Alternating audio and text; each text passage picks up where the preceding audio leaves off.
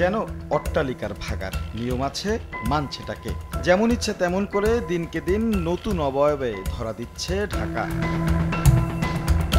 বাণিজ্যিকতার ছাপ নগরের প্রতিটি ইঞ্চিতে। তাই তো স্কয়ার ফিটের হিসেবে যেন বিলীন হয়েছে এই নগরের সবুজ।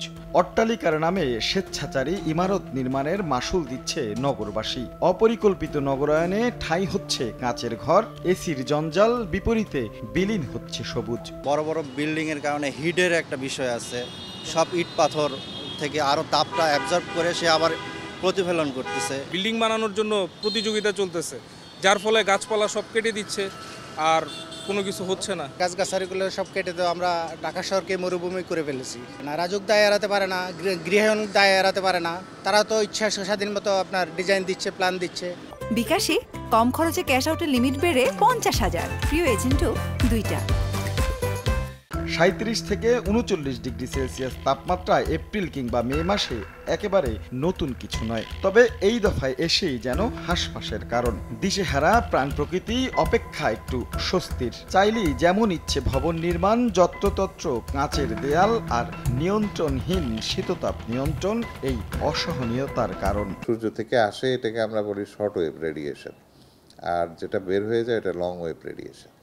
তো শর্ট ওয়েভটা গ্লাস ভেদ করতে পারে, কিন্তু লং ওয়েভটা গ্লাস আটকা পড়ে, গ্লাসে কিছুটা আটকা পড়ে, বাধাগ্রস্ত হয়, যার জন্য এই কাচের ঘরগুলো অতিরিক্ত বেশি উত্তপ্ত হয়। গাছ যে পরিমাণ থাকার কথা ছিল না থাকার কারণে যে পরিমাণ জলীয় বাষ্পের মাধ্যমে তাপ কমার কথা ছিল সেটা হচ্ছে না। যেন অসহায় রাজুক বলছে বর্তমান ইমারত বিধিমালা আইনে অনেকটাই হাত পা বাঁধা তাদের। তাই তো উদ্যোগ নেওয়া হয়েছে সংশোধনের। কঠোর হচ্ছেন সবুজ বাঁচাতে, যদিও তা কতখানি কাজে দিবে তা নিয়ে সংশয় নগরবিদদের। বর্তমান যে ইমারত নির্মাণ বিধিমালা রয়েছে সেখানে কাজ ঘেরা ভবনকে আইনসঙ্গতভাবে আটকানোর সুযোগ নেই। ইমারত নির্মাণ বিধিমালা সংশোধনটি চূড়ান্ত পর্যায়ে রয়েছে। যৌক্তিক মতামত অ্যাকোমোডেট করে আশা করি যে শীঘ্রই এটা গেজেট আকারে সরকার পাবলিশ করবে। দিন শেষে স্বার্থান্বেষী মহলের কাছেই কিন্তু রাজুক বলে রাষ্ট্রবন্দী হয়ে গেছে।